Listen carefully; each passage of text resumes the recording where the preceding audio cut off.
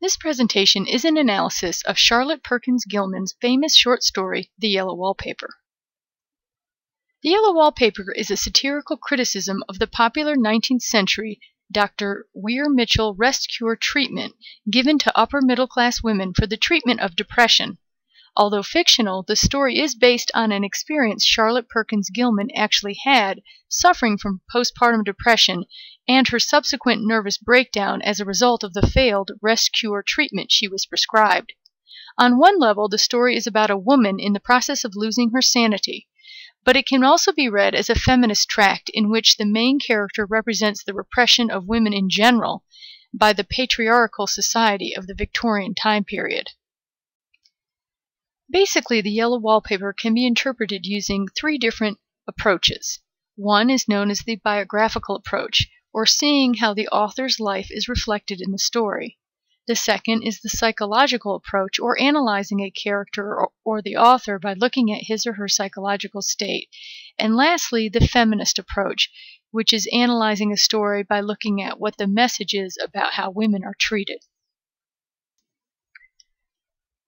The setting of this story is present day for when the story was written, which is in 1891, on a country estate somewhere in northeastern America.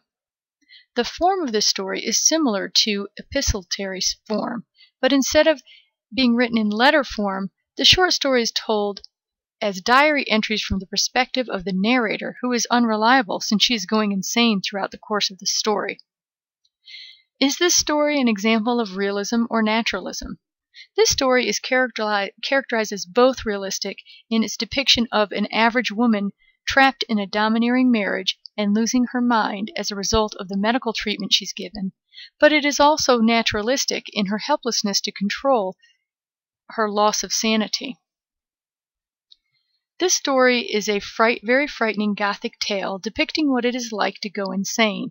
Details such as the bars on the window, rings on the wall, and a foul-smelling yellow wallpaper, and images of women being strangled behind it, as well as creeping along the grounds, coupled with the growing paranoia and hysteria of the narrator, make this a Gothic horror story. Some of the themes of The Yellow Wallpaper are criticism of the Weir Mitchell rest cure treatment, repression of women in a male-dominated society, and Victorian marriage. There are external conflicts between Jane versus John, women versus sexist societal restrictions, and Jane versus the wallpaper. And there is also an internal conflict in which Jane struggles to maintain her sanity. The protagonist and narrator, Jane, is suffering from postpartum depression and is trapped in a typical male-dominated Victorian marriage. Her husband, John, thinks he knows what is best for her and insists on her following the Weir Mitchell rest cure treatment by not socializing and resting and avoiding any intellectual stimulation such as painting, writing, or reading. He is so domineering that he won't even allow her to choose which room to stay in. She tries again and again to tell him that she isn't doing well psychologically, but he condescendingly dismisses her and insists that she is doing better when she is not. John, Jane's domineering husband, loves and tries to care for Jane, but he is misguided by the accepted societal beliefs of the Victorian period, which say that women were overly emotional and hysterical and needed to be guided by their husbands or other male family members who were thought to be rational and knew what was best for their wives or female loved ones. His and Jane's generic names are used to suggest that they could represent any typical husband or wife during the time period. John's sister, Jenny, cares for Jane and does what he tells her to do over what Jane wants. Jane becomes increasingly suspicious of her as she loses her sanity. And lastly, the women behind the paper who are freed by the narrator when she rips down the paper are imagined by Jane and as she loses her sanity. She identifies with these women and becomes one with them at the very end of the story when she declares that she has gotten out and is free when the paper is ripped down.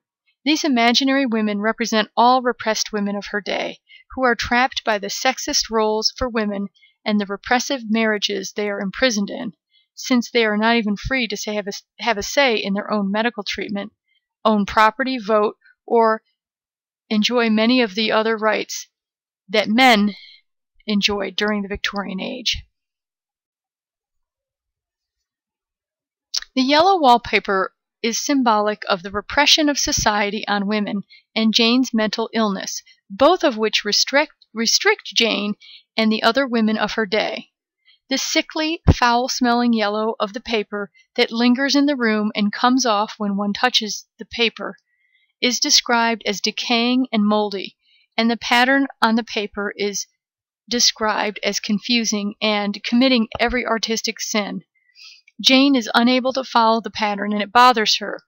It is also described as strangling the women she sees behind the pattern. Jane wishes to tear the paper down in an attempt to free herself and the other women. But ironically, one cannot escape mental illness or the repressions placed upon women of this time period so easily. Thus, Jane and the women still creep when they are freed. This shows that they cannot ever be fully free. The women behind the paper are symbolic of all women in general. And lastly, the women's creeping represents how disabling the restrictions of a patriarchal society are on women. There's also some imagery in this short story. There is lots of child imagery in the references to the nursery and in how John treats Jane like a child and calls her all kinds of pet names and speaks to her as if she is a child, such as when he calls her little girl and he tells her, "Bless her little heart, and she shall be as sick as she pleases." The child imagery shows how Jane is treated like a child. There is also a lot of prison imagery, such as the bars on the nursery window, rings on the wall, beds that are bolted to the floor, and women who are trapped behind the paper. This imagery makes it clear that Jane is a prisoner in her own marriage, just as all women are imprisoned by the rules of their patriarchal society. Lastly, this story is filled with irony. Some examples are how John thinks Jane is doing better just as she slips completely into insanity, Jane's belief that she is feeling better when she is clearly no longer sane, the rest-cure treatment John insists on giving Jane, which actually makes her more insane, and Jane's belief that she and the women she envisions behind the paper are free once she rips down the paper, when the reader knows she has no more freedom after the paper is down than she did before, and the women cannot escape the restrictions of society by simply tearing down the wallpaper.